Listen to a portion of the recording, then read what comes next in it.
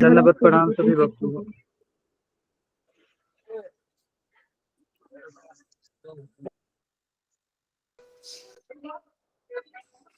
सुधा माता जी आज एग्जाम है क्या? हरे कृष्णा। हाँ जी आज ही है 3 से 4 में। ओ अच्छा अच्छा अच्छा।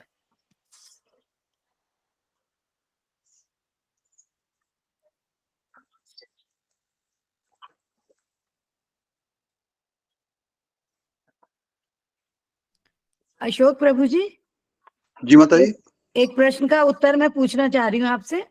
वो जो परमात्मा के कार्य कौन से हैं, तो गुरुजी ने वो 3 पॉइंट्स बताए थे, उनको थोड़ा एक्सप्लेन कर सकते हैं?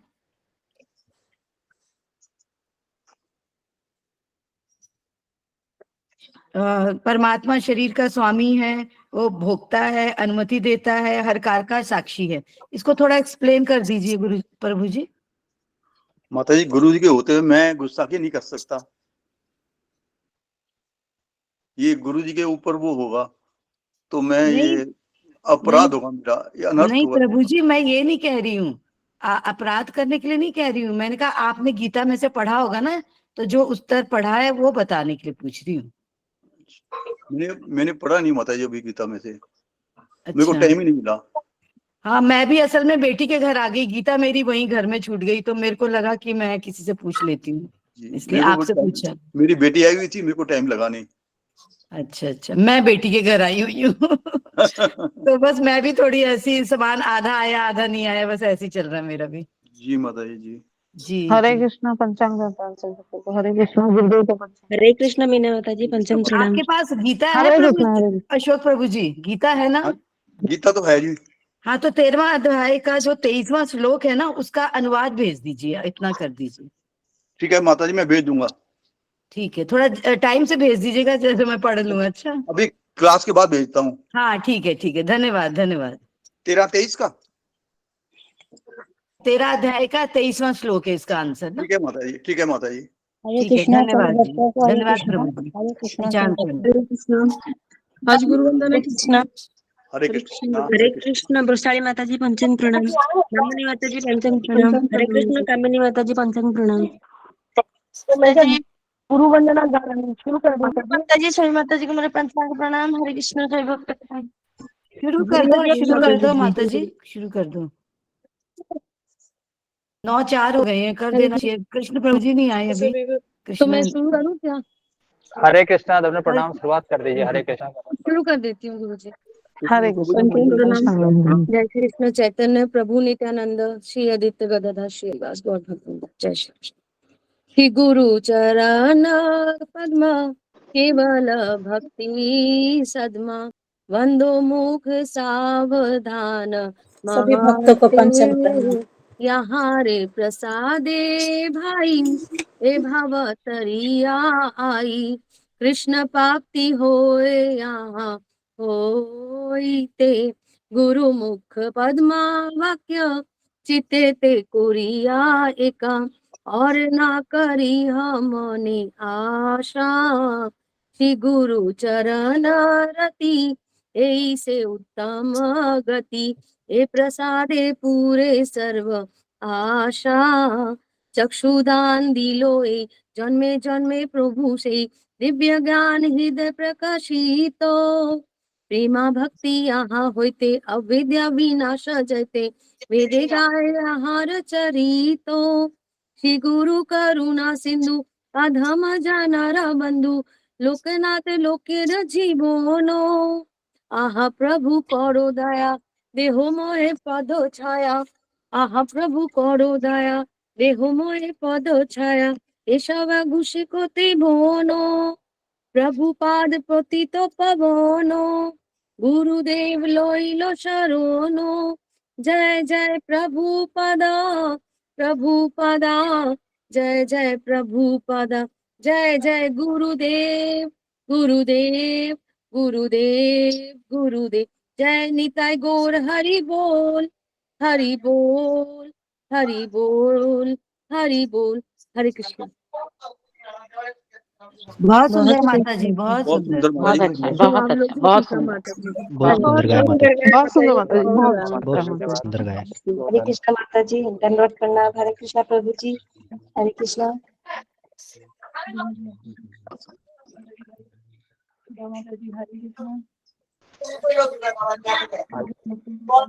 सभी लोग को हनुमान हनुमान जी के आज जन्म दिवस पर शुभकामनाएं। हरे कृष्ण। आपको भी प्रभु जी, आपको भी प्रभु जी, आपको भी और सभी भक्तों सभी शुभकामनाएं। प्रभु अपनी कृपा रखें, हरे कृष्णा माता जी, पंचांग परिवारों को प्रभु अपनी कृपा रखें। हरे कृष्ण। हरे कृष्णा। हरे कृष्ण। हरे कृष्ण। सभी भक्तों को मेरा पंचांग प्रणाम। सभी भक्तों को मेरा पंचांग प्रणाम। कृष्ण प्रतिमा माता जी, पंचांग प्रणाम। प्रतिभा माता जी जन्मदिन की जी, पंचांग प्रणाम। भावना भाव शुभकामनाएं। हरे कृष्ण। हरे कृष्ण। धन्यवाद प्रभु। हरे कृष्ण। आज प्रतिभा माता जी का जन्म दिवस है, तो गुरु जी प्रतिभा आपको हरि बोल माता जी, हरि बोल। हैप्पी बर्थडे जन्मदिन की ये भी आप जन्मदिन की शुभकामनाएं प्रतिभा माता जी आपको। जन्मदिवस की बहुत बहुत बधाई हो। प्रतिभा माता जी, बहुत बहुत शुभकामनाएं। प्रतिभा माता जी। जन्मदिन की बहुत बहुत बधाई। प्रतिभा माता जी, बहुत बहुत बधाई। कृष्ण भावना भावित बधाई हो माता जी आपको। सुख धन्यवाद प्रभु जी। समृद्धि सब और अपना तंदुरुस्ती बख्शे आशीर्वाद दीजिए। परमात्मा। सब भक्त लोग आप उनको आशीर्वाद दीजिए कि भक्ति में लगे रहें। हरे कृष्ण। हरे कृष्ण। सभी भक्तों को पंचांग प्रणाम। बहुत बहुत बधाई हो प्रतिभा माता जी, कृष्णा भावना बधाई हो। गुरु जी की और कृष्ण की कृपा सदा आपके ऊपर बनी रहे। हरे कृष्ण। धन्यवाद माता जी। हरे कृष्ण। हरे कृष्ण प्रतिभा माता जी, हरे हरे। शुभ जन्मदिन। हरे कृष्ण। गुरु प्रतिभा जी माता जी, सभी भक्तों को पंचांग प्रणाम। गुरु जी कृष्ण दंडवत भगवान प्रणाम। आपके मंगल करो। जी, दंडवत प्रणाम। हरे कृष्ण। हरे कृष्ण। हरे कृष्ण। गुरु जी प्रतिभा माता पंचांग जी, प्रणाम। भगवान आपके हरे मंगल करो। पंचांग हरे प्रणाम। कृष्ण हरे जी, कृष्णा गुरु जी प्रणाम। पंचांग प्रणाम। सभी भक्तों को पंचांग प्रणाम। हरे कृष्णा हरे कृष्णा हरे कृष्णा। श्रीमद् तिमिरन्धस्य ज्ञानाञ्जन शलाकया हरे कृष्णा पंचांग प्रणाम। गुरुर्मेधितं येन तस्मै श्रीगुरवे नमः। तं करोति वाचालं पङ्गुं लङ्घयते गिरिं यत्कृपातमहं वन्दे श्रीगुरुदीनतारिणम्। नमो ओं विष्णुपादाय कृष्णप्रेष्ठाय भूतले श्रीमते राधानाथ स्वामी इति नामिने। जय श्री कृष्ण चैतन्य प्रभु नित्यानंद श्री अद्वैत गदाधर श्रीवासादि गौर भक्त वृंद। हरे कृष्णा कृष्णा कृष्णा हरे हरे, हरे राम राम राम हरे हरे। ओके, हरे कृष्णा, सबका स्वागत है सत्र में। पंचांग प्रणाम तो गुरु जी, पंचांग प्रणाम। हरे कृष्णा। हरे कृष्णा सबको। हरे कृष्ण। गुरु जी पंचांग प्रणाम। हरे कृष्णा हरे कृष्णा। दंडवत प्रणाम गुरु जी। हरे कृष्ण। हरे कृष्णा दंडवत प्रणाम गुरु जी। आज गुरु हरे जी आप कृष्ण। गुरु जी गुरु जी प्रणाम आज प्रणाम। आपके अनन्य भक्त प्रतिभा कुमारी माता जी का आज जन्म दिवस है, तो उनको आप आशीर्वाद दें। हरे कृष्ण गुरु जी, दंडवत प्रणाम।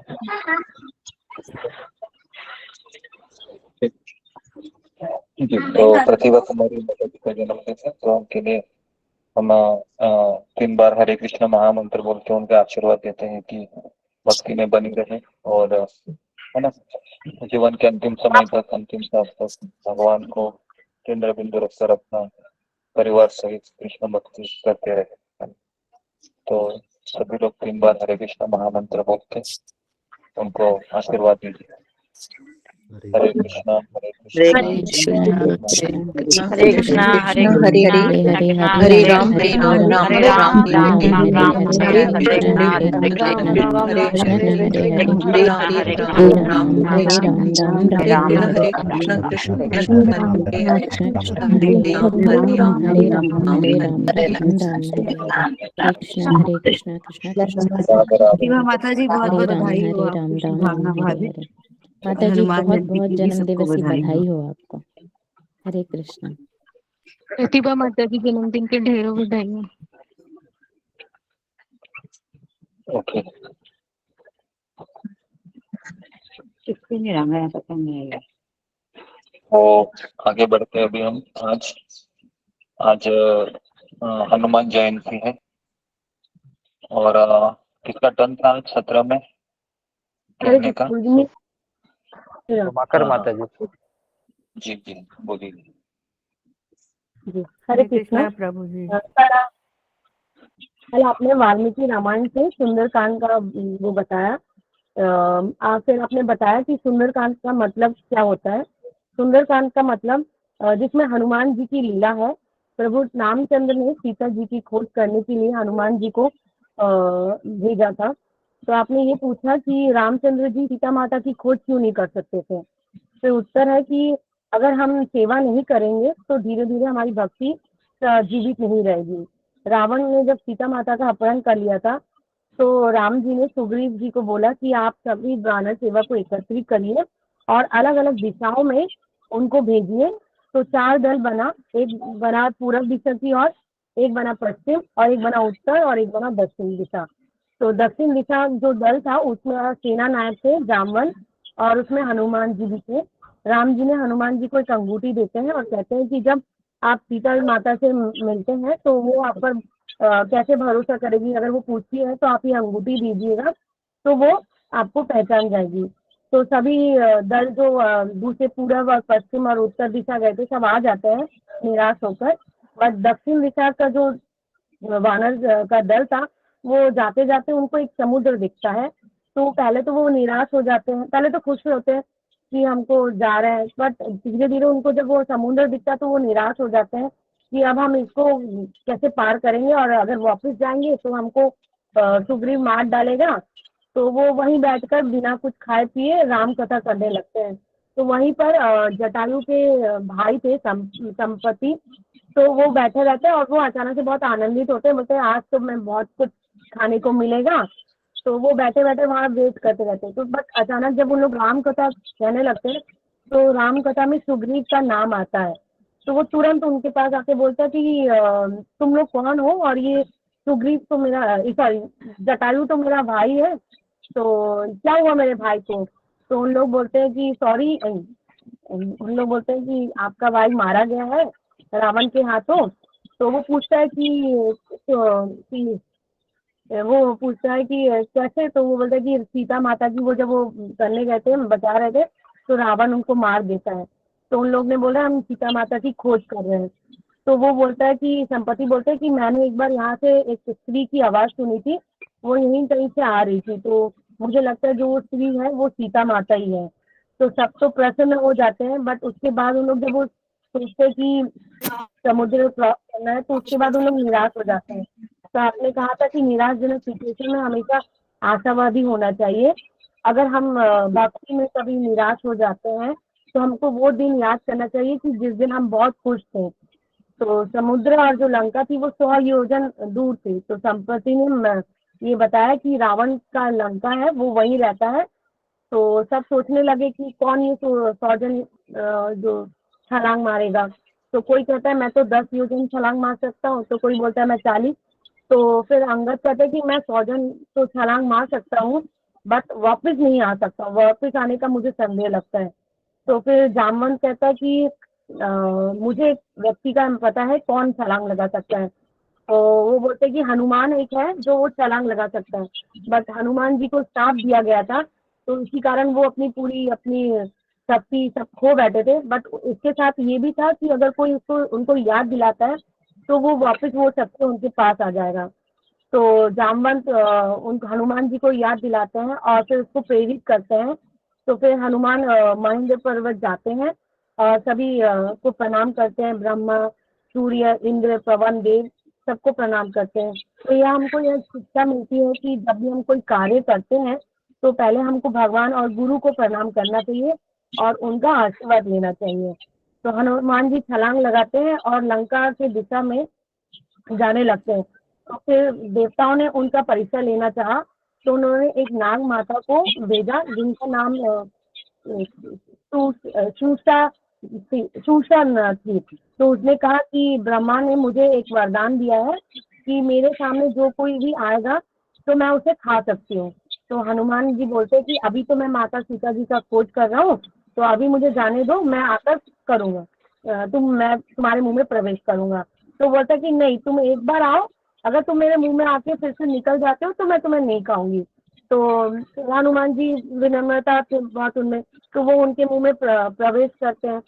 तो पहले वो अपना आकार बढ़ाते हैं, तो वो जैसे वो आकार बढ़ाते हैं तो वो भी अपना मुंह का आकार बढ़ाती है। तो हनुमान जी 100 जन आकार बढ़ाते हैं तो वो भी उतना करती है। तो हनुमान जी तुरंत अपना छोटा अंगूठे के जैसे अपना शरीर का आकार करते हैं और नीचे अंदर जाते हैं और तुरंत ही वापस आ जाते हैं। तो ये देखकर वो बहुत खुश हो जाती है और कहते हैं कि हनुमान तुम बहुत ही बुद्धिमान हो, मैं तुम्हें आशीर्वाद देती हूँ कि तुम जो भी कार्य करने के लिए जा रहे हो तुम उसमें विजय रहो। तो ऐसे करके इसमें आता है कि सेवा और सुख, हमको एक और वो मिलता है कि सेवा करने में हमको सुख और दुख दोनों मिलता है। और जो कृष्ण भक्त होता है वो बहुत ही चालाक होता है। फिर यहाँ पर दूसरा बाधा आता है कि हनुमान जी जैसे ही छलांग लगाते हैं तो मैनाक पर्वत निकलते हैं समुद्र से। तो वो बोलते हैं कि मुझे भी तुम्हारा थोड़ा सेवा करने का मुझे मौका दो, तो मैं बहुत वो हो जाऊँ, कृतज्ञ होगा।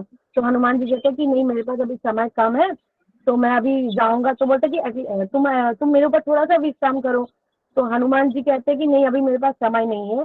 तो वो जैसे ही जाते हैं तो वो थोड़ा सा मैनक पर्वत को थोड़ा सा स्पर्श करते हुए जाते हैं। तो यहाँ से हमें ये शिक्षा मिलता है कि अगर अगर हम सेवा करते हैं तो हमको बहुत सुख सुविधा भी मिलती है। तो ये हो गया। फिर आपने 2 हनुमान जी की कथा बताए थे कि जब लक्ष्मण जी और सारे वहाँ के लोग हनुमान जी से बहुत परेशान हो गए थे कि सारी सेवा उनको मिलती है। तो उन्होंने बोला कि अब हम लोग ऐसा करेंगे, लिस्ट बनाएंगे जिसमें सारा सेवा हम लोग अपने ऊपर कर लेंगे। तो इतने में हनुमान जी देखते हैं कि मेरा तो कोई सेवा में नाम नहीं है। तो वो सोचते हैं कि ये कहीं मेरे प्रति षड्यंत्र तो नहीं है। तो पूरे अच्छे से वो देखते हैं लिस्ट में, कहीं तो कुछ तो होगा कि मुझे होगा। तो अचानक से वो देखते हैं कि छुट्टी का एक सेवा होती है, तो वो नहीं है। तो वो अचानक से लक्ष्मण जी को बोलते कि हाँ, तो एक सेवा है नहीं। तो बोलते कौन सी? बोलते वो चुटकी का। तो वो जब जमाइन लेते हैं तो हमको इस चुटकी का तो रहता ही है। तो लक्ष्मण जी कहते हैं तुम बहुत चालाक हो, कहीं ना कहीं से तुमने सेवा निकाल ही लिया। तो उनको वो एक सेवा देते हैं। तो लक्ष्मण जी बोलते हैं तुम और कितना ऐसा सेवा करोगे? बोलते जब कोई जमाइन लेता है उसका तो कोई लिमिट नहीं रहता, वो तो कभी भी लेता है। तो ऐसा करके एक आपने बताया था। दूसरा आपने बताया था सीता जी का, जब वो प्राइवेट रूम में राम जी के साथ रहते हैं तो हनुमान जी एकदम से अचानक आते हैं और कहते हैं कि मुझे राम जी से मिलना है। तो बोलते हैं नहीं, अभी तो मैं सेवा कर रही हूँ। तो बोलते नहीं, मेरे को भी सेवा करना है। तो वो समझते नहीं है थोड़ा सा। तो सीता माता जी कहते ये तो मेरे मांग में सिंदूर है, तुम देख रहे हो? तो बोलते अच्छा ठीक है। तो इतना सोच के हनुमान जी फिर बाहर जाते हैं पूरा सिंदूर अपने बॉडी में लगा के। तो वो अचानक आते हैं, उनको ये भी नहीं पता कि लोग क्या नहीं करेंगे। तो वो ऐसे करके आते हैं सीता माता जी को पास। तो बोलते हैं देखिए, आप तो मैंने आपने तो इतना से लगा, मैंने पूरे बॉडी में लगाया।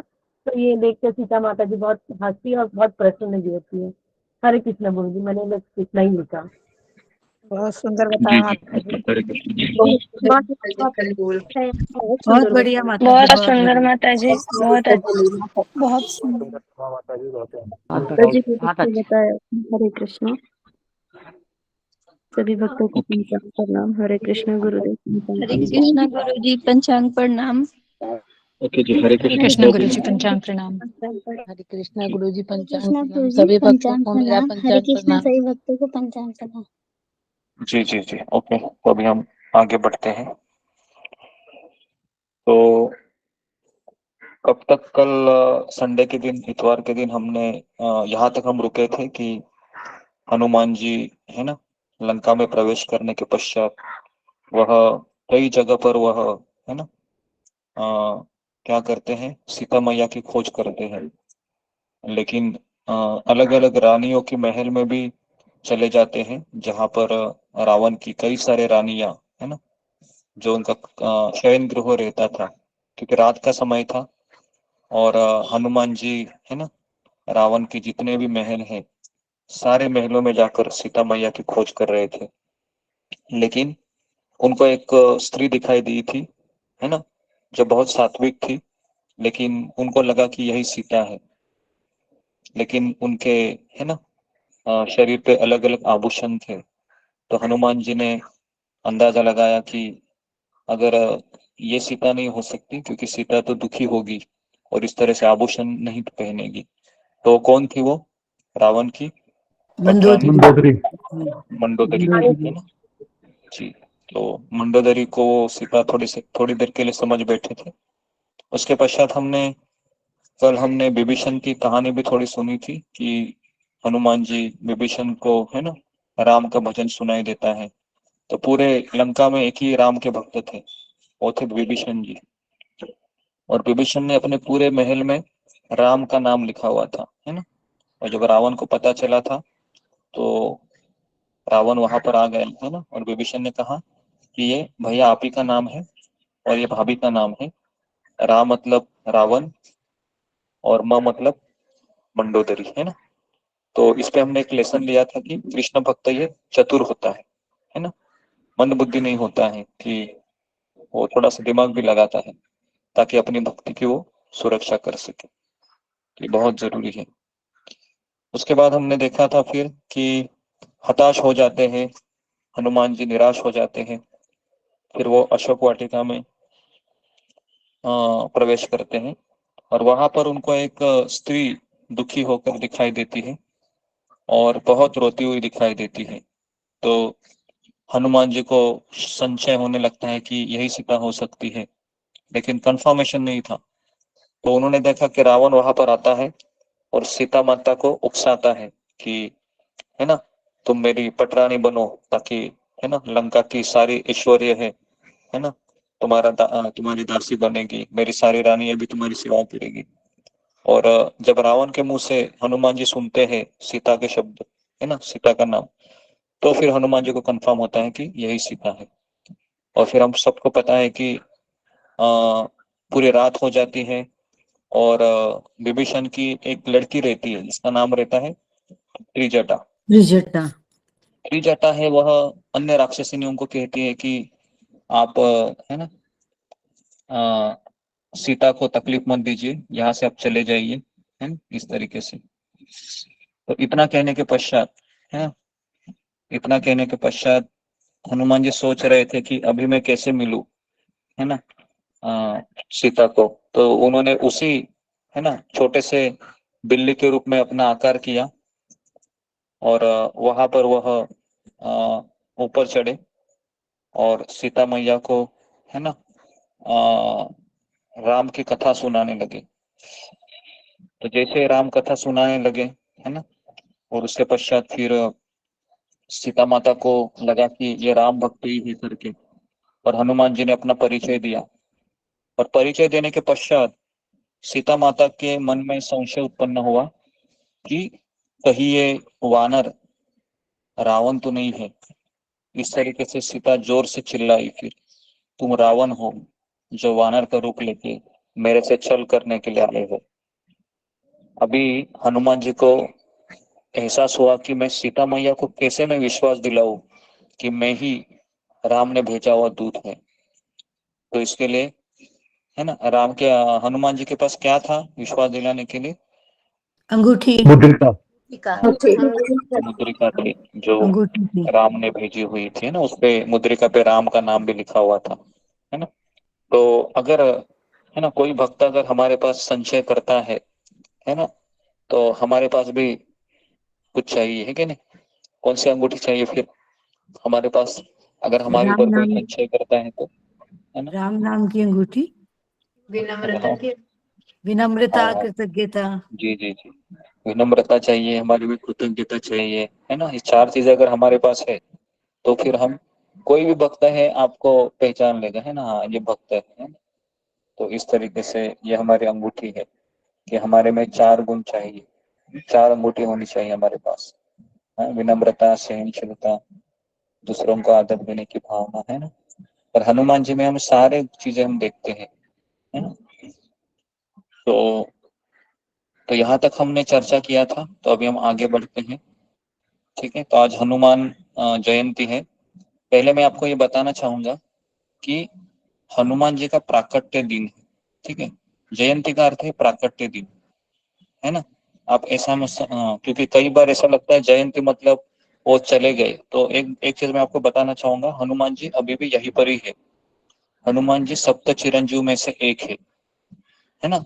अभी हनुमान जी, हम उनकी चर्चा कर रहे हैं, क्या हनुमान जी सुन रहे हैं? तो हनुमान जी सुन रहे हैं। हाँ ठीक है जी जी, क्योंकि हनुमान जी को वरदान दिया था प्रभु रामचंद्र ने, जहां जहां पर रामायण की कथा चलेगी, है ना, वहीं पर मैं अवश्य रहूंगा। तो इसके लिए जब जब, है ना, रामायण का पाठ होता है कहीं पर भी, तो हनुमान जी वहां पर हमेशा रहते हैं। हरे कृष्ण गुरु जी आप गुरु प्रणाम मंत्र नहीं गाए हैं। हाँ नहीं, मैंने कहा था। तो इस तरीके से हनुमान जी ये भी देखते हैं कि राम कथा में बहुत सारे भक्त आए हैं, वो भी देखते हैं, वो उनको अप्रिशिएट भी करते हैं जब अच्छा सुनते हैं। और जब वो सोते हैं तो उनके ऊपर वो गदा भी डालते हैं खट करके। तो इसके लिए राम कथा में अगर हम सोते हैं तो सोना अलाउड नहीं है, क्योंकि हनुमान जी पीछे बैठे रहेंगे आपके, है ना। और उनके हाथ में क्या होती है? गदा होती है ना। और गदा जब पड़ती है तो जोर से पड़ती है। ओके, तो इसके लिए हमको, है ना, रामायण में हमको सोना अलाउड नहीं है, क्योंकि हनुमान जी है उन्हीं लोगों को देखते रहते हैं, है ना, कौन सो रहा है। और हमेशा भगवान की कथा इतनी मधुर होती है कि एक झपकी तो लगी जाती है ना। आती है। ओके, तो अभी हम आगे बढ़ते हैं। चलिए, पहले हनुमान जी को हम प्रणाम करते हैं कि हमें, है ना, आज आपका जयंती है, तो हमें आशीर्वाद दीजिए कि हम भी प्रभु रामचंद्र की तरह, है ना, चैतन्य महाप्रभु की जो स्वयं प्रभु रामचंद्र है ना, कृष्ण की हम सेवा कर सके, है ना। और हम हमारे गुरु हैं परम पूज्य राधानंद स्वामी महाराज, श्रील प्रभुपाद जी, हमारे समस्त आचार्यगण है, इन्होंने जो जो शिक्षाएं हमें दी है उनका हम अपने जीवन में पालन कर सकने की हमें शक्ति प्रदान कीजिए। और जीवन के अंतिम समय तक कितने भी संशय मेरे मन में आए, है ना, उन संशयों का मैं, है ना, आपकी कृपा से आप निवारण करके हमें इस कृष्ण भक्ति का अटूट श्रद्धा हम आप हमें प्रदान कीजिए। क्योंकि श्रद्धा जब डगमगा जाती है ना, तभी हमारा हिम्मत खो जाते हैं, हम निराश हो जाते हैं। तो इसके लिए हमारी श्रद्धा को आप हमेशा बनाए रखिए। कितनी भी असुविधा हो, कितना भी संकट हो, हमेशा मेरे जीवन का अंतिम लक्ष्य यही रहे कि मुझे गुरु और कृष्ण की सेवा करनी। बस यही प्रार्थना हम आज हनुमान जी के चरणों में करते हैं कि उन्होंने जिस तरीके से प्रभु रामचंद्र की सेवा की, उन्होंने जिस तरीके से, है ना, सारे वानरों से कोऑपरेट किया, है ना, कभी किसी से उन्होंने कलह नहीं किया। हालांकि वानर पता है कितने थे? ऐसा वर्णन आता है, खरब खरब मतलब करोड़ों से भी ऊपर की जो संख्या के रूप में वानर थे। आप सोच सकते हो इतने खरब में, है ना, एक होता है अरब और अरब के ऊपर होता है खरब। तो रामायण में वर्णन आता है इतने वानर, है ना, सुग्रीव के टीम में थे। और अगर आपको एक बात बताओ कि सुग्रीव जी ये हनुमान जी के वरिष्ठ ये थे, मतलब एक तरीके से उनके राजा थे सुग्रीव। और अगर आपको बताओ कि सुग्रीव और हनुमान जी में अगर आप भक्ति के दृष्टि से देखा जाओगे तो हनुमान जी कई गुना श्रेष्ठ है। क्योंकि सुग्रीव के बारे में ऐसा बताया जाता है, जब सुग्रीव को उनकी पत्नी मिलती है ना, क्या नाम रहता है सुग्रीव की पत्नी का? रूमा। रोमा, हाँ हाँ। और वाली की पत्नी का नाम रहता है तारा। तारा तारा। तो जब प्रभु रामचंद्र इनको मार देते हैं वाली को, तो तारा है वो भी उनको प्राप्त होती है, और रूमा ये उनकी खुद की पत्नी। तो 4 महीने जब चतुर्मास आता है ना, तो सुग्रीव जी क्या करते हैं, राम को दिया हुआ वचन भूल जाते हैं, और 4 महीने वो अपनी दोनों पत्नियों के साथ भोग करने लगते हैं, है ना। लेकिन हनुमान जी के साथ ऐसा कभी नहीं हुआ, है ना। और अगर आप देखोगे फिर भी हनुमान जी है सुग्रीव का सारा आज्ञा पालन करते थे। ये नहीं कभी कहा कि मैं तुमसे ज्यादा अच्छा भक्त हूँ, है ना। तो ये हमको हनुमान जी से और एक सीख हमको मिलती है कि हनुमान जी ये दासानुदास सेवा भाव भी अपनाते हैं। हालांकि सुग्रीव है ना, सुग्रीव के वो दास बने थे। जब जब सुग्रीव कुछ कहते थे हनुमान जी को, हनुमान जी वो कार्य करते थे, है ना। तो इसके लिए आज्ञा का पालन भी हमें, है ना, एक भक्त का आज्ञा का पालन भी हनुमान जी करते थे। ठीक है, तो अभी हम आगे बढ़ते हैं। तो जैसे ही सीता मैया को ये समाचार दिया, है ना, कि प्रभु रामचंद्र आएंगे, सीता मैया ने कहा कि केवल 2 ही मास बचे हैं, केवल 2 महीने बचे हैं। अगर 2 महीने में प्रभु रामचंद्र यहाँ पर नहीं आते हैं तो ये रावण क्या करेगा? रावण मुझे काट कर खा लेगा। जैसे ही हनुमान जी ये वाक्य सुनते हैं तो हनुमान जी सीता मैया को कहते हैं, मैया मैं आपके पुत्र के समान हूँ, है ना, और मैं वायु पुत्र हूँ, तो आप मेरे पीठ पर बैठिए, मैं आपको यहाँ से अब भी लंका से लेके जाता हूँ और आपके पति श्री रामचंद्र को मिलवाता हूँ। अभी देखिए सीता मैया कहती है कि मैं किसी पुरुष को स्पर्श नहीं कर सकती, भले ही तुम मेरे पुत्र के समान ही हो। तो इसलिए मैं चाहती हूँ कि ये रावण जो आतताई है ना, उनको अच्छा से सबक मिले। और अगर तुम्हारे साथ आऊंगी तो मेरे पति, है ना, रामचंद्र को दुनिया ऐसे कहेगी कि ये अपनी पत्नी की रक्षा भी नहीं कर सकते। तो इसलिए मैं यही चाहती हूँ कि मेरे पति रामचंद्र यहाँ पर आए और रावण का वध करके मुझे वो छुड़वाए, है ना। और छोड़ने के बाद भी, है ना, जब युद्ध खत्म भी होता है, रावण मर जाता है, उसके पश्चात जब सीता मैया आती है तो हम सबको पता है कि प्रभु रामचंद्र उनको तुरंत नहीं मिलते हैं। प्रभु रामचंद्र लक्ष्मण को कहते हैं, जाओ सीता को कहो कि अग्नि परीक्षा दे दो। तो सीता को आश्चर्य लगता है, क्या मेरे पति को इतना मेरे ऊपर थोड़ा भी भरोसा नहीं है ना। फिर भी सीता मैया वहां पर अग्नि परीक्षा देती है। सारे जितने भी वानरों की पत्नियां थी, वानरगण थे, है ना, उसके बाद जितने भी लंका में बचे हुए सैनिक थे उनकी पत्नियां थी, सब ने वो अग्नि परीक्षा देखी थी, है ना। तो सीता मैया के बाद सीता मैया से भी हम काफी चीजें सीख सकते हैं, है ना। तो मुझे ऐसा लगता है कि कोई भी पत्नी अगर सीता का चरित्र अगर, है ना, पढ़ेगी या सुनेगी तो उसको हिम्मत मिलेगी, है ना। तो इस तरीके से हनुमान जी फिर सीता मैया से आज्ञा लेकर कहाँ जाते हैं फिर? वो सोचते हैं कि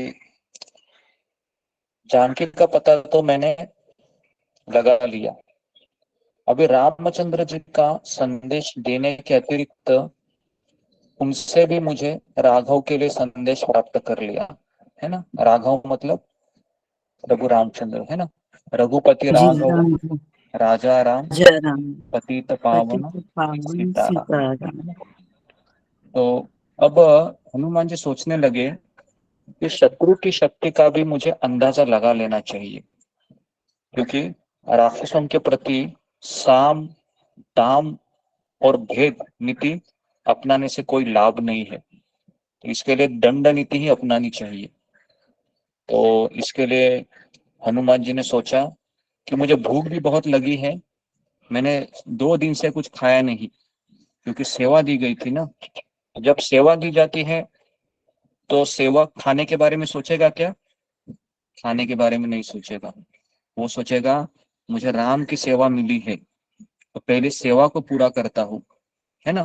तो इसके लिए जब हमारा जपा नहीं होता है, जब हमारी सेवा नहीं होती है, तो हम जब खाने के लिए बैठते हैं ना, तो खाने का निवाला अंदर घुसने के पहले हमें सोचना चाहिए कि आज मेरी माला हुई है क्या, क्या आज मैंने सत्संग किया है क्या मैंने आज सेवा की है क्या। ये प्रश्न हमें अपने आप को पूछने चाहिए, है ना। नहीं तो क्या होगा, खाने का निवाला अंदर जाएगा और हम भूल जाएंगे, है ना। क्योंकि जिसका पेट भरा हुआ है क्या वो सेवा कर सकता है ना, क्या वो कथा सुन सकता है? जिसका पेट भरा हुआ है वो सो सकता है ना। जैसे पेट भरता है तो क्या आती है? नींद आती है। इसके लिए हमें पहला सेवा करना चाहिए, सत्संग करना चाहिए। जब आत्मा का खाना होगा, क्योंकि यह किसका खाना है? ये हमारे आत्मा का खाना है ना। सत्संग ये आत्मा का खाना है, और दाल चावल रोटी सब्जी किसका खाना है? शरीर का खाना है। शरीर का तो अगर आप शरीर को खाना देते रहे, लेकिन आप आज आत्मा को ही आपने क्या किया? उपवास कराया, तो मुझे बताओ, क्या आपका दिन अच्छा जाएगा? जाएगा ही नहीं, क्योंकि शरीर तो मेरा तृप्त है, लेकिन मेरा आत्मा प्यासा है, मेरा आत्मा भूखा है। आज तुमने उसको भूखा रखा, तो ये हमें सोचना चाहिए, है ना। तो जैसे ही हनुमान जी ने अपना सारा सेवा किया, फिर वह अशोक वाटिका को विध्वंस करने का विचार किया, और उन्होंने वहां पर बहुत अच्छे अच्छे वृक्ष के फल थे। अभी बंदर क्या खाता है? दाल रोटी खाता है क्या? बंदर दाल रोटी नहीं खाता है, बंदर ये फल खाता है। तो इसलिए तुरंत हनुमान जी ने जितने भी वृक्ष थे, सारे वृक्ष पे चढ़ के उन्होंने फल खाए, और फिर उन्हीं वृक्षों को उन्होंने उखाड़ कर फेंकने लगे। पूरा अशोक वाटिका उजड़ गया, है ना। और जैसे ही अन्य राक्षसों ने देखा कि एक बड़ा बंदर आया है और हमारे रावण की जो प्रिय वाटिका है, अशोक वाटिका, उसका विध्वंस कर रहा है ना, तो सारे सैनिक गए पकड़ने के लिए, लेकिन हनुमान जी ने सारे सैनिकों को परास्त किया, है ना।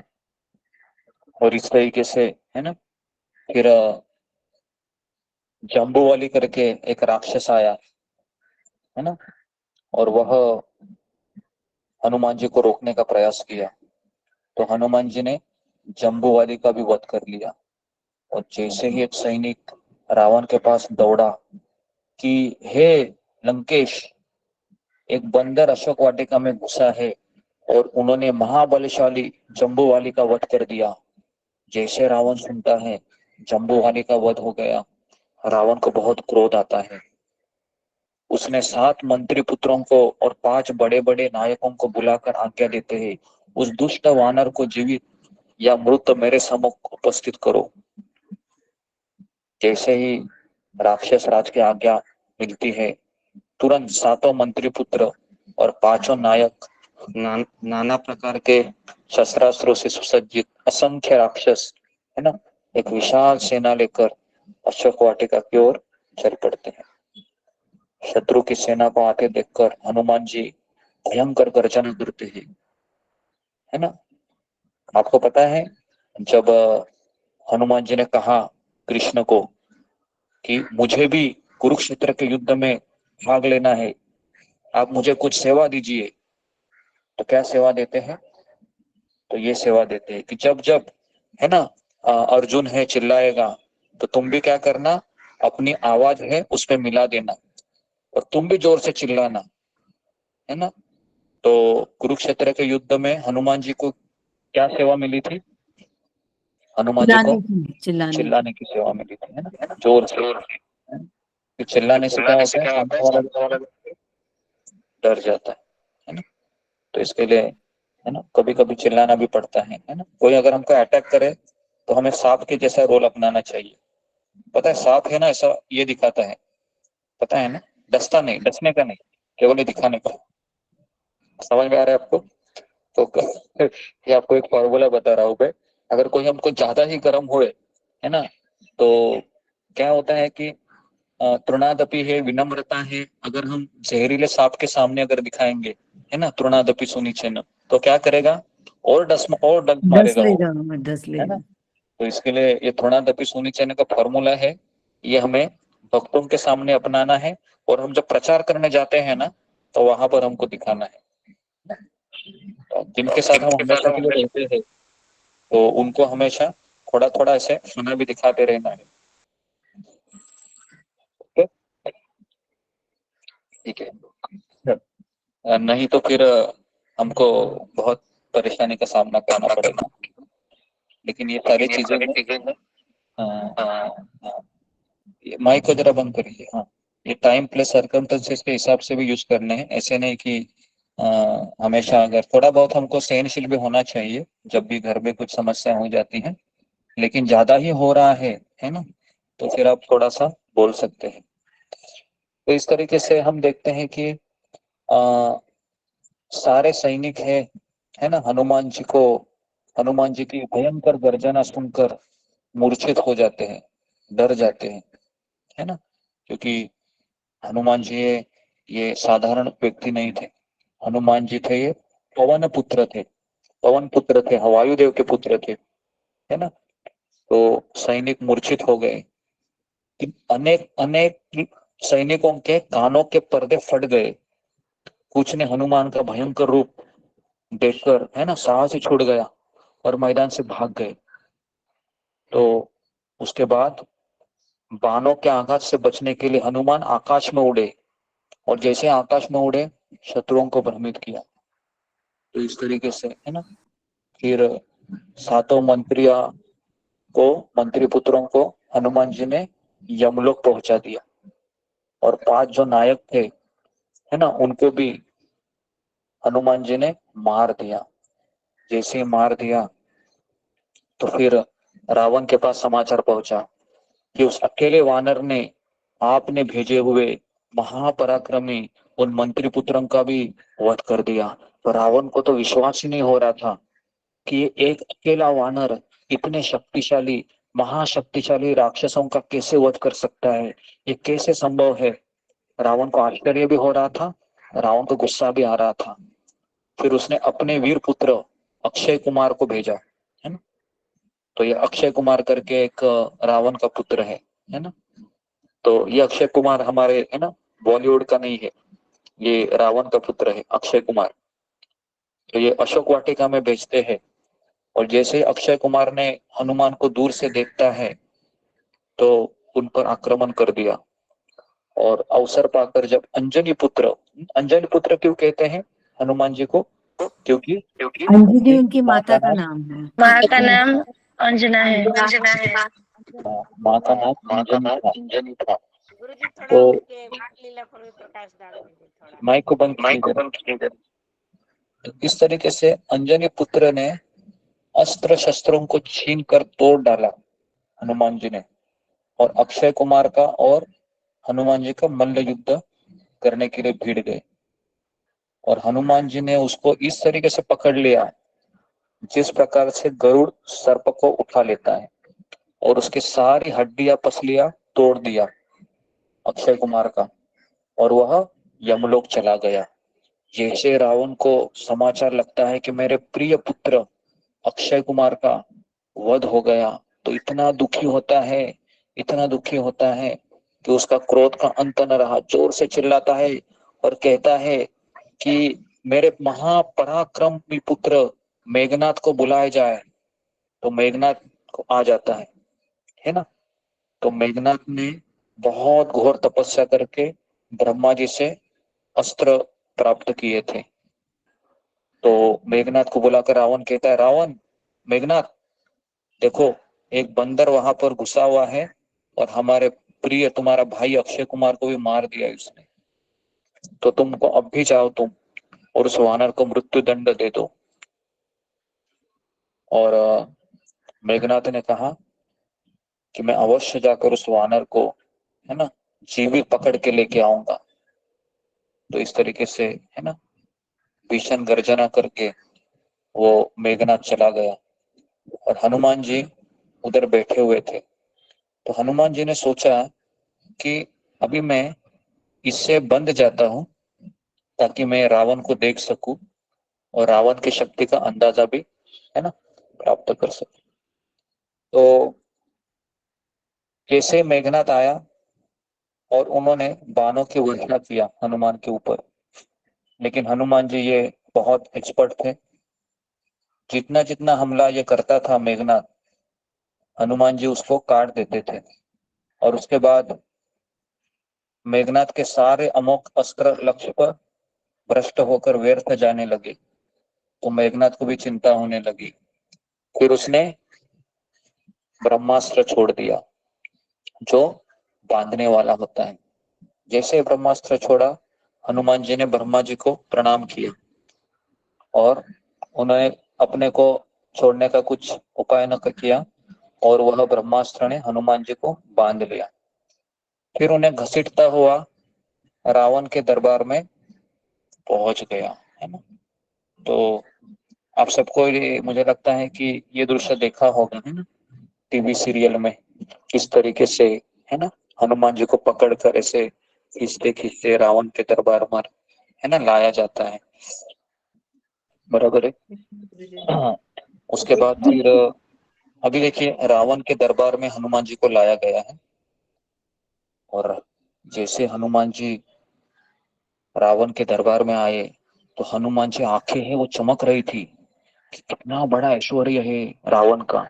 पूरी दरबार सोने से बना हुआ था, अलग अलग डिजाइनिंग किया था और वे सोचने लगे कि अद्भुत रूप और आश्चर्यजनक तेज का स्वामी है ना, ये राक्षस राज अधर्मी कैसे हो सकता है ना। तो एक्चुअली रावण ये कौन था? रावण ये जय विजय, पता है ना, जो जय विजय को श्राप दिया गया था, है ना। तो जय विजय कौन बने थे त्रेता युग में? एक बना था रावण और दूसरा बना था कुंभकर्ण, है ना। जी, तो इस तरीके से ये रावण है ना। तो ये रावण कौन था? भगवान का ही भक्त था, है ना, भगवान का ही भक्त था वो, ऐसा मत सोचिए। लेकिन उसने निगेटिव रोल अपनाया था। एक बार वैकुंठ में रहते हुए भगवान की इच्छा हुई कि यहाँ पर तो सारे लोग मुझे प्रेम ही करते हैं, मुझे जरा कुश्ती फाइटिंग करने की इच्छा हो रही है ना। तो भगवान अभी किसके साथ फाइटिंग करेंगे, कुश्ती खेलेंगे? तो भगवान ने क्या किया? अपने ही भक्तों को चुना। तो उन्होंने फिर ये जय विजय को चुना, है ना। तो भगवान किसी एरे गेरे से फाइटिंग नहीं करते हैं, वो उसके लिए भी वो किसको चुनते हैं? अपने भक्तों को ही चुनते हैं, है ना। तो इस तरीके से है ना रावण के सामने हनुमान जी को खड़ा किया गया और उसके बाद हनुमान जी को देखा रावण ने। हनुमान जी के मन में तनिक भी भय नहीं था। कौन बताएगा मुझे कि हनुमान के सामने साक्षात मृत्यु था रावण, फिर भी हनुमान जी चिंतित नहीं थे, बिंदास थे? क्या कारण था इसका? कौन बताएगा मुझे, क्या कारण था इसका कि वो बिंदास थे, है ना। कोई उनके पास भगवान फिंगर राम पर राम की सेवा कर राम की इसका कृपा मेन थी कारण उनके ये था। पास, राम की कृपा थी उनके पास। क्योंकि वो सेवा कर रहे थे। एक शब्द को जी जी जी एक मिनट, आप फिंगर को रेस कीजिए, वो राम को विश्वास नहीं, आप फिंगर को रेस कीजिए। मैं एक शब्द चाहता हूँ कि आप सब लोग बराबर बोल रहे हैं, लेकिन मैं एक शब्द की खोज कर रहा हूँ जी। ओके, संभवती संभवी शर्मा। राम भक्त थे और राम जी की कृपा थी उनके ऊपर। वो सब बराबर है, लेकिन हनुमान जी की ओर से भी कुछ था जी। सुधा गुप्ता जी, सुधा गुप्ता। राम जी के सेवक थे वो, उनके अंदर सेवक का भाव था, उनका दास थे वो उनके। सत्य की साइड थे वो। जी, उसके बाद रूबी कुमारी। हरे कृष्णा गुरु जी उनके श्रद्धा भगवान पे। ऋतुपर्णा। हरे कृष्ण गुरु जी भक्त का भक्त पर भी नहीं डरता, रूप का राम के ऊपर भरोसा था, फिर भी जरूरत पड़े तो राम आते उनके लिए। आवाज नहीं आया तुम्हारा। ओके, उसके बाद अनीता यादव। हरे कृष्णा गुरु जी। हनुमान जी को भगवान के नाम पर पूरा भरोसा था और विश्वास था कि उन्हें कुछ भी नहीं होगा क्योंकि वो भगवान की शरण में है। हाँ, यहाँ पर कुछ थोड़ा सा मुझे ओके, सब लोग क्या अपने इसको ऑफ कीजिए। ओके सत्य के पक्ष में है। ओके, तो हनुमान जी ने फिंगर को जरा बंद, इको हो रहा है, सब लोग अपने साउंड को बंद कीजिए। तो हनुमान जी ने भगवान का आश्रय लिया था। आश्रय, है ना, ये शब्द मैं ढूंढ रहा था। जो व्यक्ति आश्रय लेता है ना, तो उसको टेंशन नहीं होता है किसी चीज का, कुछ चिंता नहीं होती है, क्योंकि उस पर भरोसा होता है कि राखे कृष्ण मारे के और मारे कृष्ण राखे के। इसका अर्थ क्या है? अगर कृष्ण की इच्छा है कि मैं बचूं, मैं जिंदा रहूं, तो कोई माँ का लाल मुझे मार नहीं सकता। और अगर कृष्ण की इच्छा है कि मैं मरूं, तो कुछ कोई माँ का लाल मुझे बचा नहीं सकता। समझ में आ रहा है आपको? तो इसके लिए हनुमान जी को पता था ये रावण क्या मुझे मारेगा, अगर मेरी प्रभु की इच्छा है कि मैं जीवित रहूं, क्योंकि सीता मैया का मैसेज भी तो देना था, है कि नहीं? प्रभु राम कैसे मुझे मरवाते थे? तो ये जो श्रद्धा है, ये जो विश्वास ये हनुमान जी के पास था। और अगर जिसके पास ये श्रद्धा है ना, वो जिंदगी के किसी भी सामने यमराज ही क्यों ना आए, है ना, वो हाथ जोड़कर ना भगवान का स्मरण करते हुए यही सोचेगा, हे कृष्ण, अगर आपकी इच्छा है, हे प्रभु रामचंद्र, आपकी इच्छा है कि मेरा सेवा खत्म हुई है या मुझे अभी दूसरी जगह पर सेवा करना है, तो आप मुझे, या मुझे दूसरे शरीर में रह के आपकी सेवा करनी है, तो मुझे यहाँ से आप, है ना, आपकी इच्छा के अनुसार निकाल दीजिए। और अगर आप चाहते हैं कि मैं और यहीं पर रह के सेवा करूं, तो मुझे फिर आप जीवित रखिए। तो इस तरीके से प्रार्थना करता है भक्त।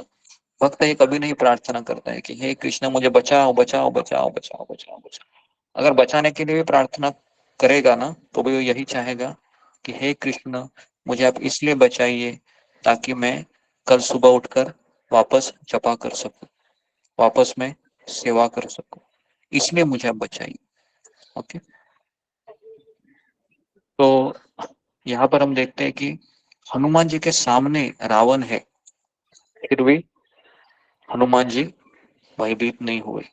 रावण ने कहा, हे वानर, तुमने मेरे प्रिय पुत्र अक्षय कुमार का वध किया, है ना, सच सच बताओ तुमको यहाँ पर किसने भेजा है? कहीं तुम कुबेर या वरुण के दूत तो नहीं हो,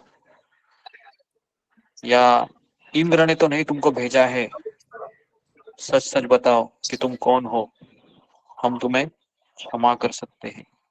यदि तुम झूठ बोलोगे तो तुम्हारा जीना असंभव हो जाएगा। इस प्रकार पूछने पर पवन पुत्र हनुमान ने निर्भय होकर रावण से कहा, हे राक्षस राज, मैं इंद्र, यम, वरुण या कुबेर का दूत नहीं हूं। नहीं, मुझे विष्णु ने यहाँ भेजा है। मैंने राक्षस राज रावण के मिलने के उद्देश्य से ही यहाँ आया हूँ, और इसलिए मैंने अशोक वाटिका नष्ट किया है। तुम्हारे बलवान राक्षस युद्ध की इच्छा से मेरे पास आए, तो मैंने उनको रणभूमि में ही मार दिया। ब्रह्मा जी ने मुझे वरदान दिया है कि देवता और असुर कोई भी मुझे अस्त्र अथवा पाश से बांध नहीं सकता। रावण को आश्चर्य लगता है कि ये वानर साधारण नहीं है, मतलब, है ना। और उसके बाद कहते हैं, मैं ब्रह्मास्त्र से इसलिए बंधा हूं ताकि मैं रावण तुम्हारा दर्शन कर सकूं। और उसके बाद कहते हैं कि अभी मैं आपको बताने जा रहा हूं कि मैं कौन हूं। सुनो रावण, मैं श्री रामचंद्र का जी का दूत हूं, और उन्होंने ही मुझे यहाँ पर भेजा है, क्योंकि तुमने उनकी पत्नी सीता का अपहरण किया है। तो इसलिए हे रावण, एक परस्त्री का, है ना, एक परस्त्री का तुमने किस तरीके से तुम उठा के यहाँ पर लाए हो, ये बहुत बड़ा दुष्कर्म है। तो इसलिए अगर तुम सीता मैया को, है ना, प्रभु रामचंद्र के पास लौटा देंगे, तो मैं तुम्हें वचन देता हूँ कि मेरे प्रभु रामचंद्र तुम्हें माफ कर देंगे, है ना। और अगर आपको बताओ कि जब विभीषण का भगवान ने जब राज तिलक किया, पता है ना आपको, जब विभीषण आता है ना, अपने भाई को छोड़कर समुद्र के तट पर, तो राम क्या कहते हैं विभीषण को? कहते हैं लंकेश।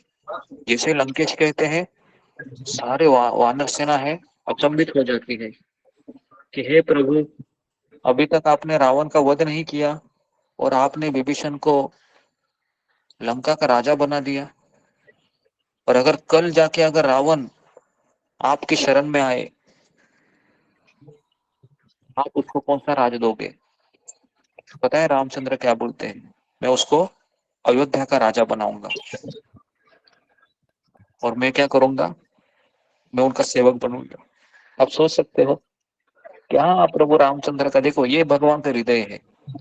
भगवान कहते हैं रावण अगर आएगा मेरी शरण में तो मैं उसको अयोध्या का राज दूंगा और मैं उनका सेवक बनूंगा। ये भगवान है। भगवान ये नहीं बोलते केवल गीता में सीना ठोक के कि मेरी शरण में आ जाओ। अरे हम अगर उनकी शरण में जाओगे तो उसमें किसका भला होगा बताइए? उसमें हमारा ही भला है ना? हमारा ही भला है उसमें। लेकिन हमको वो बात समझती नहीं है ना, तो इसके लिए हम यहाँ पर पड़े रहते हैं। तो इस तरीके से हनुमान जी है ना, फिर कहते हैं कि देखो रावण, अभी भी समय नहीं गया है। तुमको पता है तुम्हारे भाई खर दुष्यंत का क्या वध हुआ, और तुमको भी पता है जिस वाली ने तुमको ऐसे कंधे में उठाकर है ना पूरा कैलाश घुमा था, याद है कि नहीं? उस वाली को भी प्रभु रामचंद्र ने एक बाण से मारा है। तुम ये मत समझो कि राम की शक्ति है ना तुम्हारे आगे कुछ नहीं है। तो इतना सब बताने के बाद भी है ना, आपने कहावत सुनी है, विनाश काले विपरीत बुद्धि। विपरीत बुद्धि। हाँ, तो विनाश काल नजदीक आया था, रावण का दिमाग उसका काम ही नहीं कर रहा था। तो इस तरीके से हनुमान की इतनी बातें सुनकर रावण का पूरा खून है वो खौल गया, उसको पूरा क्रोध आ गया और उसने सेवकों को आज्ञा दी, इस वानर की कैसी हिम्मत हो गई कि मुझे ललकार रहा है, मुझे रावण को कह रहा है माफी मांगने के लिए, इस वानर का अभी वध कर डालो। जैसे ही यह आज्ञा सुनते हैं वहां पर विभीषण रहते हैं। विभीषण जी खड़े हो जाते हैं और कहते हैं, हे राक्षस राज, आप धर्म के ज्ञापन है ना, और राज धर्म के विशेषज्ञ है। दूत के वध से आपके पांडित्य पर कलंक लग जाएगा, अतः उचित यही होगा कि आप किसी दूत को, दंड का विधान नहीं है शास्त्र में, इसके लिए आप इस वानर को वध नहीं कर सकते। तो विभीषण का वचन सुनकर रावण ने कहा, पापियों का वध करने में पाप नहीं है, इस वानर ने मेरी वाटिका का विध्वंस किया है, मैं इसका अवश्य वध करूंगा। रावण के वचन सुनकर विभीषण ने हाथ जोड़े रावण के सामने और कहा, हे लंकापति, जब यह वानर स्वयं को दूत बताता है तो नीति धर्म के अनुसार इसका वध करना अनुचित होगा, क्योंकि दूत दूसरों का दिया हुआ संदेश सुनाता है, वो जो कुछ कहता है उसकी अपनी बात नहीं होती है, इसलिए वह वध करने योग्य नहीं है। तो विभीषण की बात पर विचार करने के पश्चात रावण ने कहा, ठीक है, तुम कहते हो तो मैं इसको वध नहीं करूंगा, लेकिन मैं इसको दंड अवश्य दूंगा। तो मैंने सुना है कि वानरों को उनकी पूंछ बहुत प्यारी होती है, अतः मैं आज्ञा देता हूँ कि इसकी पूंछ को रुई और तेल लगाकर जला दी जाए, ताकि जब बिना पूंछ को देखकर लोग इसकी हंसी उड़ाए और यह जीवन भर अपने कर्मों पर पछताता रहे। तो जैसे ही रावण की आज्ञा पाते ही राक्षस लोगों ने क्या किया, हनुमान की पूंछ को क्या लगाया, रुई और पुराने कपड़ों से लपेटकर उस पर बहुत सा तेल डाल दिया। इतना तेल डाला कि अपने और उसके आग लगा दी तुरंत ऐसे, और जैसे आग लगा दी हनुमान को बहुत क्रोध आ गया है ना, और जैसे ही जलती पूंछ से है ना वह मार मार कर पृथ्वी पर सुला दिया, क्योंकि उनको बहुत पीड़ा हो रही थी, क्योंकि अग्नि से उन्होंने उस पूंछ को जलाया था। तो चीख रहे थे, चिल्ला रहे थे, कौन? हनुमान जी। लेकिन उसके बाद फिर जैसे सीता मैया को पता चला कि हनुमान जी को कुछ को आग लगा दी गई है, तुरंत सीता मैया अग्निदेव को प्रार्थना करती है कि हे अग्निदेव, अगर मैंने पतिव्रता धर्म का अच्छे से पालन किया है तो मैं आज आपसे कुछ मांगती हूँ कि मेरे पुत्र हनुमान को है ना अग्नि का कुछ एहसास ना हो, उनको शीतल लगे। तुरंत अग्निदेव उस सीता मैया के शब्दों का मान रखते हुए हनुमान जी को जो अग्नि की पीड़ा है तुरंत शांत हो जाती है। और अचानक आश्चर्य होने लगता है हनुमान जी को कि ये कैसे संभव है कि मेरे पीछे अग्नि लगी हुई है ना, और मुझे शीतलता का अनुभव हो रहा है। तो उसके बाद फिर हनुमान जी ने क्या कहा, हनुमान जी ने सोचा कि मैं पूरे लंका का विनाश कर दूंगा। तो उन्होंने क्या किया, सारे बाजारों में है ना आग लगा दी। उसके बाद घरों के छज्जों तथा खिड़कियों पर है ना उनको वहां पर भी आग लगा दी गई, क्योंकि बहुत सारे लोगों ने पूछ के जलने पर बहुत सारी भीड़ जमा हो गई थी हंसी उड़ाने के लिए। तो चारों ओर फिर भगदड़ मच गई है ना। तो इस तरीके से है ना लंका का दहन है ना, राक्षसों की भीड़ भयभीत होकर भाग गई। हनुमान जी के समस्त मनोरथ पूर्ण हो गए। वे विचार करने लगे कि मैंने अशोक वाटिका को नष्ट कर दिया, मैंने बड़े बड़े राक्षसों को भी वध कर डाला, रावण की काफी बड़ी सेना का संहार भी कर दिया। अब लंका के इस दुर्ग को क्यों ना मैं उद्ध्वस्त कर दूं। ऐसा करने से समुद्र लंघन का मेरा परिश्रम सफल हो जाएगा। मेरी पूछ जो अग्निदेव से दैदीप्यमान हो रही है ना, मैं उसका उचित फायदा उठाऊंगा। तो इस तरीके से वो पूरी लंका की ऊंची ऊंची अट्टालिकाओं पर चढ़ गए जलती पूछ को लेकर, और घूमते घूमते वो महान वेगशाली हनुमान प्रहस्त के महल पर जा पहुंचे। उसमें आग लगाकर है ना वह महापार्श्व के घर पर कूद गए। तो इस तरीके से शुक, सारन, मेघनाथ, जम्बूवाली, सुमाली, कुंभकर्ण है ना सारे राक्षसों के भवनों को अग्नि में भेंट चढ़ा दिया। और पूरी लंका किससे बनी थी, पूरी लंका सोने से बनी थी। पूरा सोना है वो पिघलने लगा है ना। आप सोच सकते हो कि क्योंकि अग्नि में अगर सोना डालोगे तो सोना तुरंत है ना ये हो जाएगा। तो इस तरीके से पूरी लंका जलने लगी है ना। और सहस्त्र राक्षस और उनकी पत्नियां हाहाकार करती हुई इधर उधर दौड़ने लगी है ना। आकाश मंडल अग्नि के प्रकाश से जगमगा उठा क्योंकि रात का समय था है ना। संपूर्ण लंकापुरी में केवल एक भवन ऐसा था जो अग्नि के प्रकापों से सुरक्षित था, और वह था, किसका था वो भवन, विभीषण का। Very good. वो भवन था विभीषण का। वही नहीं चला, बाकी सारी लंका जलने लगी, सारी लंका है ना। तो लंका को भस्मीभूत करके के पश्चात पुनः अशोक वाटिका में सीता के पास पहुंचे, उन्हें सादर प्रणाम किया। हे माता, अब मुझे आज्ञा दो, मैं यहाँ से रामचंद्र जी के पास लौट रहा हूँ। मैंने रावण को और लंका वासियों को मैंने राघव की शक्ति का थोड़ा सा आभास करा दिया। अब आप निर्भय होकर रहे है ना। अब शीघ्र ही रामचंद्र जी वानर सेना के साथ लंका पर आक्रमण करेंगे और रावण को मारकर आपको अपने साथ ले जाएंगे। और मुझे आज्ञा दे ताकि मैं आपका शुभ संदेश रामचंद्र जी को सुनाऊं, जिससे वे आपको छुड़ाने की व्यवस्था करें। तो सीता जी को भी धैर्य बताकर, तो ये काम बहुत जरूरी होता है। अगर कोई भक्त बहुत विचलित है ना, तो एक दूसरे भक्त का ये सेवा होती है कि जो भक्त है भक्ति से गिर रहा है या भक्ति में उदास है, तो उसको आप धैर्य दो, उसको मोटिवेशन दो। तो यहाँ पर सीता बहुत निराश दिखाई दे रही थी, तो जाते जाते हनुमान जी ने ये भी सेवा किया।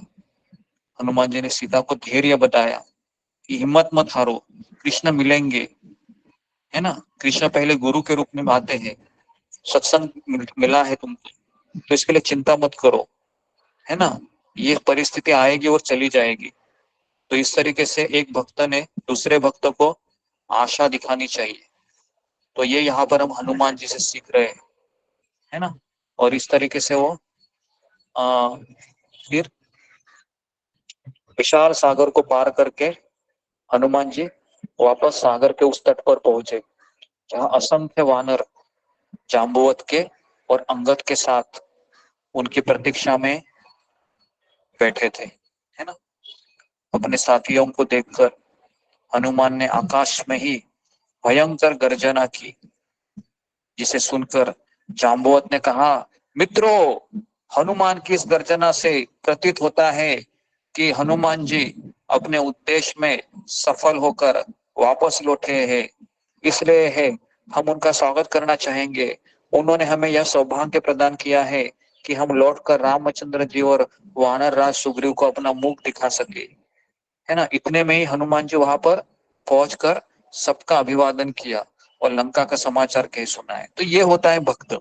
भक्त जब सेवा करता है ना, तो वो ऐसा नहीं, वो अकेला नहीं जाना चाहता राम के पास कि मैंने सेवा किया, नहीं।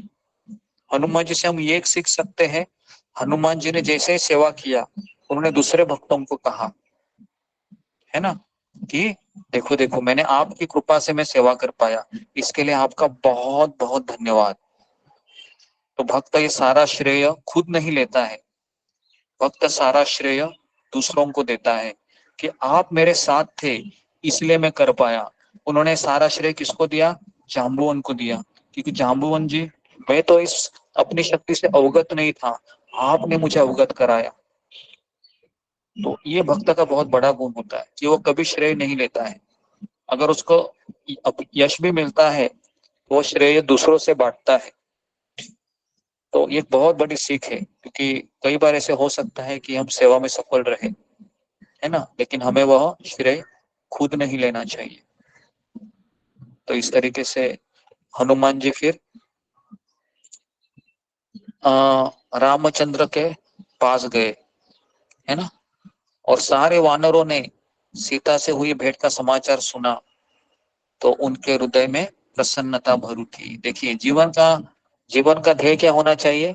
भगवान को प्रसन्न करना, है ना, भगवान को प्रसन्न करना। और यहाँ पर हम देखते हैं कि प्रभु रामचंद्र है, ये प्रसन्न हो गए थे पवन सुत हनुमान जी की सेवा से।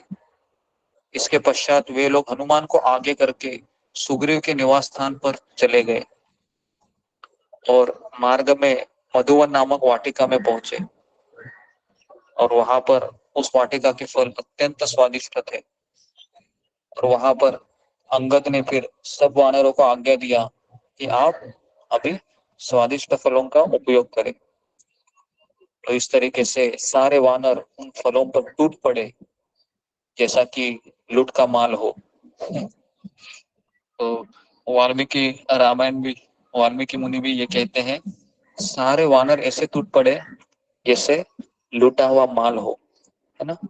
और इस तरीके से कुछ देर आराम करके वे सुग्रीव के पास पहुंचे और ने सारा वृत्तांत कह दिया, है ना। तो इस तरीके से उसके बाद फिर कहते हैं कि जो सीता का संदेश था, है ना, तो हनुमान जी ने सीता के द्वारा दी गई दिव्य चूड़ामणि। चूड़ामणि क्या होती है? कोई मुझे कहेगा? चूड़ामणि जो सीता ने भी दिया था हनुमान जी को। कलाई में पहनते हैं गुरु जी, बाजू में होता है। हाँ, ओके। तो ये चूड़ामणि रामचंद्र जी को देते हुए कहा, हे नाथ, मैंने उन्हें आपका संदेश सुनाकर आपकी मुद्रिका भी दे दी है। अभी उन्होंने यह अपनी निशानी आपको देने के लिए दी है, जैसे जैसे आपको भी पता लगे कि मैं सीता मैया को मिला हूं करके। और सीता का संदेश पाकर राम अत्यंत प्रसन्न हुए और उन्होंने उठकर पवन सुत को अपने हृदय से लगा लिया। वे बोले, हे अंजनी कुमार, सीता का संदेश मुझे विस्तार पूर्वक सुनाओ, उसे सुनने के लिए मेरा हृदय व्याकुल हो रहा है ना।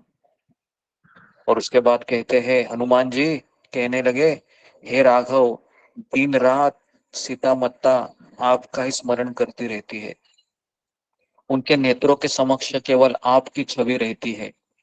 उन्होंने संदेश भेजा है कि रावण ने मुझे 2 मास की अवधि दी है, इस अवधि में आप मुझे उसके हाथों से अवश्य मुक्त करा ले। यदि इन 2 मासों में आपने मुझे मुक्त न कराया तो मैं अपने प्राण त्याग दूंगी। अब तीनों लोगों को जितने में सामर्थ्य रखते हैं। तो इसलिए रावण को परास्त करना आपके लिए कोई कठिन काम नहीं है, अतएव शीघ्र आकर इस दासी को बंधन से मुक्त कराइए। तो उसके बाद फिर है ना, तो इस तरीके से संदेशा देती है जो सीता मैया ने कहा है। और उसके बाद जैसे ही पवन सुत की बातें सुनते हैं प्रभु रामचंद्र और उस चूड़ामणि को देखते हैं, तो रामचंद्र जी के भी आंखों से अश्रु बहने लगते हैं और वो भी शोक सागर में डूब जाते हैं। फिर कुछ संयम रखकर सुग्रीव ने कहा, हे वानराधिपति, जिस प्रकार दिन भर बिछड़ी हुई कपिला गौ अपने बछड़े के आहट पाकर उससे मिलने के लिए व्याकुल हो जाती है, उसी प्रकार दिव्य मणि को है ना पाकर मेरा मन सीता से मिलने के लिए अधीर हो उठा है। ऐसे प्रभु रामचंद्र है ना सुग्रीव से कहते हैं। तो और अगर आपको पता होगा कि जैसे ही चले जाते हैं ना रावण लेके सीता मैया को, तो प्रभु रामचंद्र है वो पेड़ पौधों को पूछते हैं, तुमने मेरी सीता को देखा क्या, तुमने मेरी सीता को देखा क्या, है ना। तो कोई कहेगा कि ये कैसे हो सकता है, स्वयं प्रभु रामचंद्र अपनी पत्नी से आसक्त क्यों होते हुए दिखाई दे रहे हैं। तो ऐसा नहीं है, प्रभु रामचंद्र लीला कर रहे हैं, है ना। आप सोचिए, इस संसार के छोटे छोटे एक्टर होते हैं, जब वो लीला करते हैं किसी फिल्मों में तो फिल्म हिट हो जाता है ना। और जितने भी हमारे कलाकार है ना, बड़े बड़े कलाकार हैं जो बहुत अच्छा एक्टिंग करते हैं, मुझे बताइए ये एक्टिंग करना का भाव है वो किससे आया हुआ है, किससे आया है ये ये भगवान से आया है ना, कृष्ण से, राम से आया है। और स्वयं राम जब एक्टिंग करने लगे तो आप सोच सकते हो ना कितना वो रियल लगेगा। तो भगवान ये अभिनय कर रहे हैं।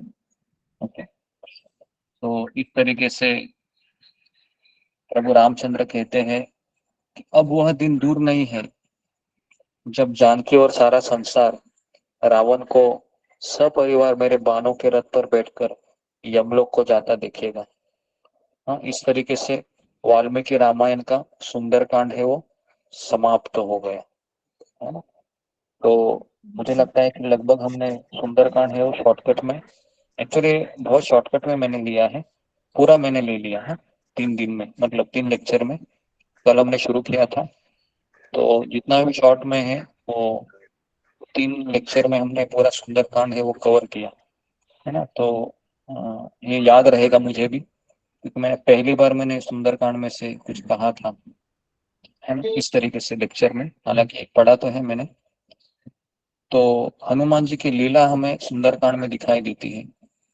इसके लिए पूरे रामायण में ये जो सुंदरकांड है ये बहुत ही सुंदर है ना, क्योंकि उसमें एक भक्त की लीला है ना। रामायण की हीरो कौन है, तो रामायण की हीरो राम जी हनुमान जी है। हनुमान जी हैं, हनुमान जी। हनुमान जी रामायण की हीरो है। और आज हमारा परम सौभाग्य है कि आज हनुमान जयंती के दिन हम, है ना, प्रभु रामचंद्र के बहुत प्रिय भक्त हनुमान जी के बारे में, है ना, मुझे कुछ कहने का सौभाग्य प्राप्त हुआ और आपको कुछ सुनने का सौभाग्य प्राप्त हुआ, है ना। तो इसलिए हम गुरु महाराज और हमारे सारे आचार्य श्रील प्रभुपाद जी को हम धन्यवाद देते हैं कि आपकी कृपा से हम ये कर पाए, है ना। क्योंकि भक्त की गाथा है ये भगवान को भी बहुत आनंद देती है ना। ओके, तो यहाँ पर मैं रुकता हूँ, इसे कुछ कहना है। गुरुजी दंडवत प्रणाम। आज गुरुजी सॉरी, ये आज विनीवा जडेजा माता जी का भी आज जन्म दिवस है। उन्होंने अभी अभी कुछ देर समय पहले 10-15 मिनट पहले उन्होंने मैसेज किया था। तो आज 2 आदमी का हो गया, प्रतिभा माता जी का और विनीवा जडेजा माता जी का। तो आपका आशीर्वाद अच्छा है, भक्तों का आशीर्वाद। हनुमान जयंती के दिन है जन्मदिन आ रहा है, ये तिथि के अनुसार है या डेट के अनुसार है? मुझे ऐसा लगता है डेट के अनुसार, डेट होगा गुरुजी, डेट मेरा तिथि है, मेरे तिथि है गुरुजी, चैत्र पूर्णिमा। वाह वाह वाह, फिर तो आप हनुमान जी के विशेष भक्त लग रहे हैं। ऐसे आ गए, अच्छा है। ओके, तो अच्छा है, तो हम इनके लिए भी हम हरे कृष्ण मंत्र कहेंगे। और जी, और उसके बाद किसी को कुछ प्रश्न है रामायण के ऊपर? एक प्रश्न हम लेंगे अगर किसी की इच्छा है तो। हनुमान जी के ऊपर, हनुमान जी। हाँ बोलिए। पंचांग प्रणाम गुरु जी, पति सभी भक्तों को पंचांग प्रणाम। गुरु जी, कल का भी मतलब कल ही से ये मन में है, जैसे रामायण के ऊपर है कि जैसे रावण ने एक राक्षस बोलते हैं कि राक्षस योनि का है, तो लेकिन उसको तो वो ब्राह्मण भी बोलते हैं ना कि ब्राह्मण पुत्र है, तो ये चीज नहीं समझ में आया कि राक्षस है कि ब्राह्मण है। हाँ, एक्चुअली रावण ये ब्राह्मण परिवार में जन्म हुआ था, है ना, लेकिन वह जैसे ब्राह्मण परिवार में ये जो इनके जो ये थे पिताजी थे, रावण के पिताजी, है ना, वो बहुत अच्छे थे। उनका मुझे हिस्ट्री अभी इतना पता नहीं है, लेकिन रावण ने और उसकी बहन शूर्पणखा और उसके बाद कुंभकर्ण और विभीषण, इन चारों ने ब्रह्मा जी की तपस्या किया था। और इनके पिताजी ने ही कहा था इनको कि तुम इस तरीके से वरदान मांगो और राक्षस जाति का, है ना, और गौरव बढ़ाओ करके। तो ब्राह्मण परिवार में भी ये असुर भी था और ब्राह्मण भी था, है ना। तो अभी ये त्रेता युग का ब्राह्मण थे, ब्राह्मण परिवार था। और हम देखते हैं कि आज के भी कलयुग में भी जो ब्राह्मण है वह, है ना, मतलब असुरिक प्रवृत्ति में जिस तरीके से मांसाहार करना, नशा करना, ये तो कॉमन चीज हो गई है। तो मुझे इतना डिटेल में पता नहीं है, उनका बैकग्राउंड देखना पड़ेगा कि रावण जी के प्रभु जी, इनके जो क्षमा कर दीजिए, इनके जो पिता थे वो विश्रवा थे, जो ब्राह्मण थे, और माता जो थी वो जो है सुमाली की बेटी थी, जो राक्षसी थी। तो इनका ये दोनों थे, क्योंकि माता राक्षसी थी और जो पिता थे वो ब्राह्मण थे, तो दोनों के गुण इनमें आए थे। हाँ, तो बहुत बराबर, ज्यादा इनमें बुद्धि थी प्रभु जी। हाँ, ऐसा हो सकता है, बराबर। हाँ, पुलत से कुल के जन्म में गया था। पुलत से या उनके कुछ तो पिताजी का नाम मैं भूल गया हूँ। जी, कुल था उनका पुलत से कुल। जी, बराबर। तो इनके पिताजी ब्राह्मण थे और उनकी जो पत्नी थी वह ये थी, असुर परिवार की थी। तो उसके लिए वंशावली से तो वो ब्राह्मण थे, क्योंकि पिता का गोत्र ब्राह्मण था, लेकिन माँ के गुण उनमें प्रवेश किए थे, तो इसके लिए इसको असुर कहा जाता है। ठीक है। और उनका पालन पोषण कहते हैं कि उनके नाना ने किया था, इसी वजह से उनके अंदर राक्षस वाले गुण आए थे। हाँ हाँ हाँ, बराबर। वैसे अपना ये दुर्योधन भी वही केस था, है ना। दुर्योधन का भी क्या हुआ था, हालांकि उनकी माँ थी, उन्होंने उनके केवल उनके जन्म के समय ईर्ष्या प्रकट की थी गांधारी ने। तो सारे जितने भी गुण है वह दुर्योधन में, है ना, ईर्ष्या है, ये दुर्योधन में प्रकट हो गया। तो इसके लिए जब गर्भ में जब बच्चा होता है ना, तो माँ का रोल बहुत प्रोमिनेंट होता है 9 महीने, है ना। इसके लिए कहा जाता है कि उस समय माँ ने, है ना, महाभारत रामायण पढ़ना चाहिए। तो वही चीज है। ओके, तो जैसा कि विनीबा जडेजा है, इनके लिए भी हम 3 बार हम हरे कृष्ण महामंत्र बोल के इनको आशीर्वाद देकर हम हमारे हनुमान जयंती का हम समारोह करते हैं। ओके, हरे कृष्णा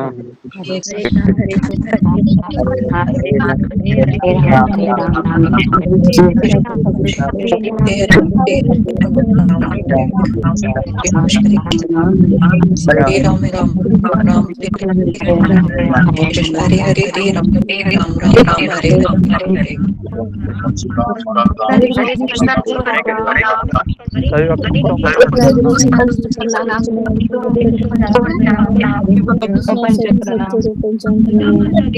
गुरु जी को दंडवत प्रणाम।